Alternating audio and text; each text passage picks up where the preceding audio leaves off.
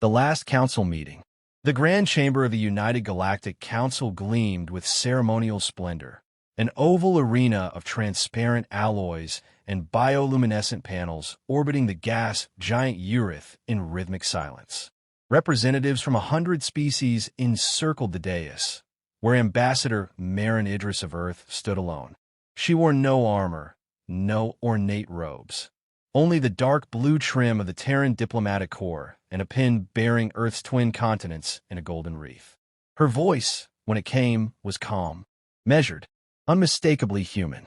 "We've made our position clear," she said. "The Terran Union will no longer subsidize your defense fleets, provide technological assistance, or offer personnel for frontier security operations unless there are binding reforms to this council's structure and governance." The room shifted with metallic murmurs, chitin clicking, static hisses. From the third tier, Vrelkin of the Tarsk Dominion rose, a mountain of plated muscle with slit pupil eyes that glowed faintly red. "Is this how your kind negotiates, Ambassador? Ultimatums, threats, dramatics?" His voice, filtered through a neural translator, still dripped with condescension. Marin met his gaze. "It's not a threat, Counselor. It's a choice." The Ilari envoy, all gossamer wings and glassy translucence, fluttered in anxiety. Surely Earth wouldn't abandon the interstellar community. That would be unthinkable. "We have asked, begged, for fair representation in decision-making. We've watched our technologies, developed at great cost, commandeered without credit or reciprocation. And now, our outer colonies are under siege while the Council dithers over jurisdictional maps and trade routes." Vrelkin bared his teeth. "You overstep. Humanity was nothing but a scattered tribal species 200 cycles ago. It was this council that uplifted your kind." Marin's eyes narrowed. "You didn't uplift us. You noticed us after we cracked the Alcubierre barrier. And ever since, you've treated us like a clever animal in a room full of relics." Behind her, the human delegation silently stood.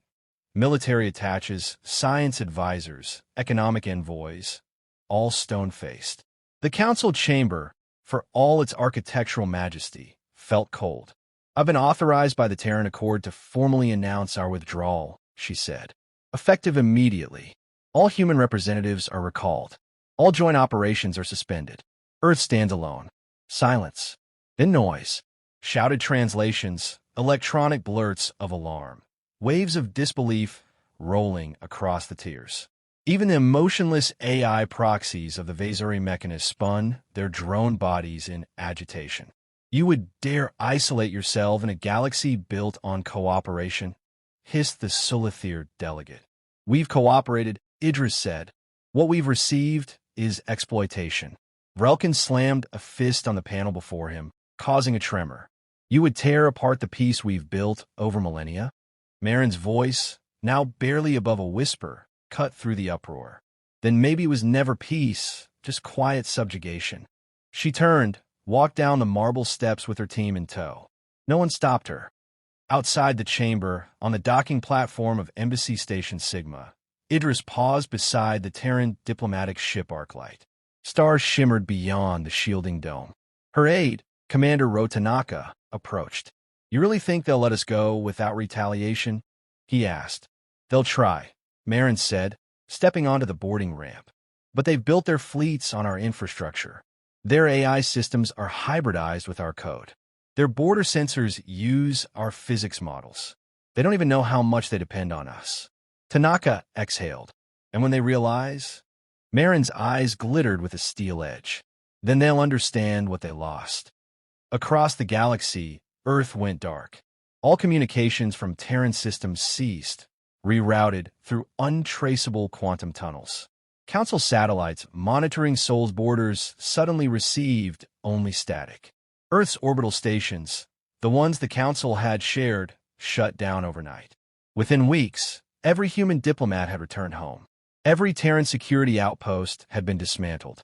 AI systems co-developed with Earth began failing silently, their human-coded subroutines quietly shredding themselves. On Kareth, 9, Council panic spiraled. "We must requisition their shared technology," barked Counselor Vrelkin. Their warp stabilizers, their medical interfaces, we own part of those patents.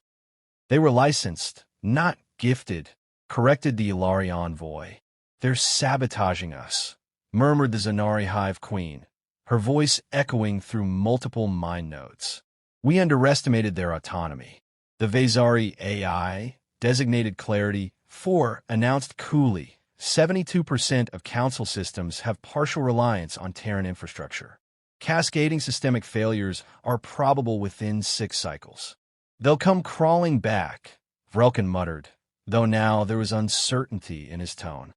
In the Terran asteroid belts, beneath the scarred iron skin of Hephaestus Station, a different vision of the future was being born. Massive hangars echoed with the clang of alloy and plasma welding. Ships the size of cities were taking form, sleek, AI-integrated warcraft with adaptive hulls and decentralized command structures. The Council had always mocked Earth's military pragmatism. They didn't see the strategy hidden beneath the utility. The fleet was called Project Echofire, built in secret, financed through black budgets, crewed by soldiers and scientists who had quietly left their posts over the past year. Above it all, Admiral Alara Singh stood in the command spire, watching the final gravitic engines being installed on the flagship. "Council will come," she said. Her second-in-command, Captain Royce Vallon, nodded. "They'll think we want back in." Alara turned toward the starfield. "They're wrong." Weeks passed. The Council grew desperate. Systems began to collapse along the outer rim. Pirate clans rose where humans once patrolled. Trade networks faltered. They sent messages. Please. Bribes. But Earth didn't answer. Back on Kareth 9, another emergency session convened. The chamber was half empty. Panic had hollowed it out. "We should take the Sol system by force," Vrelkin roared. "If they will not share, we'll extract what we need." "That will be a declaration of war," said the Ilari envoy. "Then let it be war." But even the Tarsk knew it wasn't that simple. Somehow, against all odds, the humans had made themselves essential and invisible. Their departure wasn't a tantrum. It was a tactic, and now the galaxy felt the absence. Marin Idris, now back on Earth, watched the stars from the orbital tower of New Alexandria. Behind her, holoscreens detailed the Council's unraveling alliances, system malfunctions, and the quiet rise of new allies, former vassal species who'd quietly contacted Earth in secret.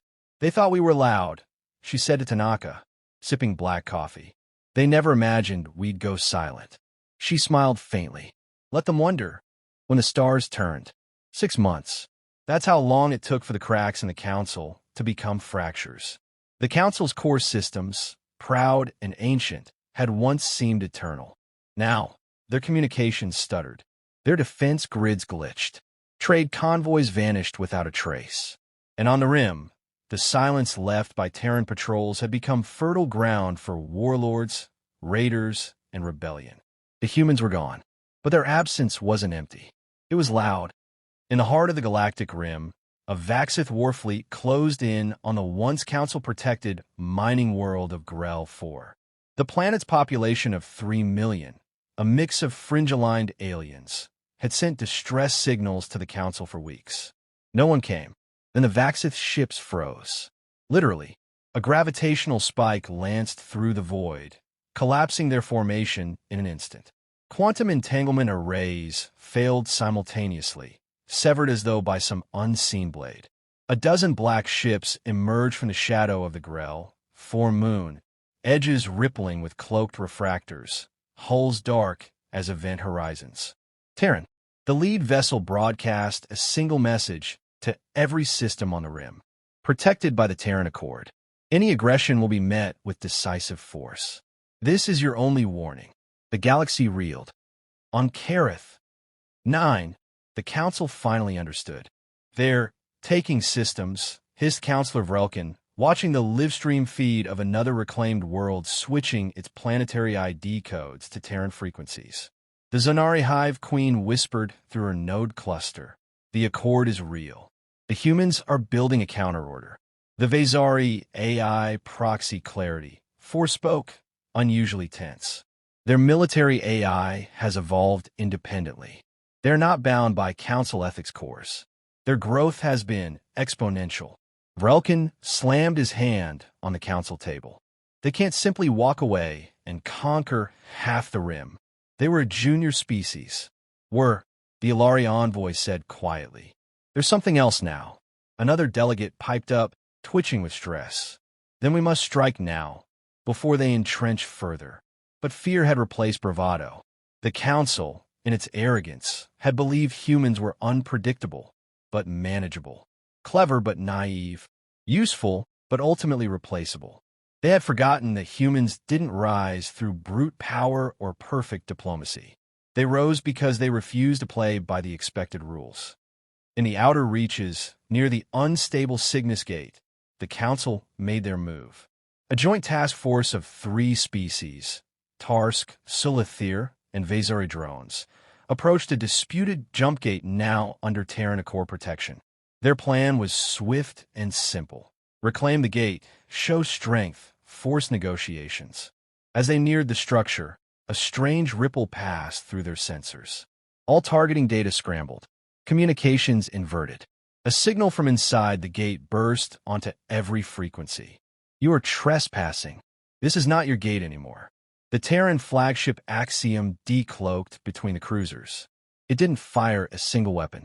Instead, its onboard AI projected a pulse, quantum-linked, psychometrically tuned, and fed by 6 months of silent observation. Every Vezari drone short-circuited. Silithir bioships suffered mass psychic seizures. Tarsk engines stalled mid-burn. The battle was over before it began. Then came the second signal. This was a warning shot. From a fortified tower on the Martian colony of Eos Prime, Ambassador Marin Idris prepared her next address. Earth skies no longer carried council traffic. Instead, a dozen species envoys waited outside, seeking audience with the Accord. Commander Rotanaka watched the preparations unfold, a faint smile on his face. "You sure they're ready to hear it?" he asked. "They're not," Marin replied, "but they need to." She stepped before the holocams. The message transmitted simultaneously across 1,400 channels, translated in real time. To the galaxy's peoples, this is Marin Idris, envoy of Earth and representative of the Terran Accord. 6 months ago, we departed the Council. Not in rage, but in resolve. We offered unity. We were met with dismissal. We offered innovation. It was stolen. We asked for protection. We were told to wait. And so we left. But we did not leave behind our ideals. We built something new, an alliance based on trust, not hierarchy. Independence, not coercion. Mutual aid, not tribute. The Accord is open to those who have been silenced, ignored, or broken by the old system. We do not seek conquest, but we will not be exploited again. Let the stars bear witness. We protect our own. And we remember. The message echoed across the void. On the fringes of Council space, a dozen minor species sent diplomatic probes toward Earth. On war-torn colonies, rebel factions hoisted the Accord banner. And in the Council Hall, Vrelkin smashed his comms console in rage. They were nothing, he bellowed. They were nothing. But deep inside, he knew it was a lie. In the months that followed, the Terran Accord established a new capital on Calyx, a former mining world now humming with hybrid tech and diplomatic traffic. The fleet, Project Echofire, continued to expand, now reinforced by engineers from other species who had defected from the Council. Humanity didn't just walk away. They evolved. In the quiet of her quarters, Marin Idris stood beside a projection of the galaxy, now dotted with new lights. Worlds turning toward Earth not out of fear, but out of hope. "Do you think they'll ever understand?" Tanaka asked beside her. "That we were never trying to dominate?" she asked. "Maybe not." She traced a star with her finger. "But they'll feel it." She looked out into space. "Because when the stars turned, we were ready."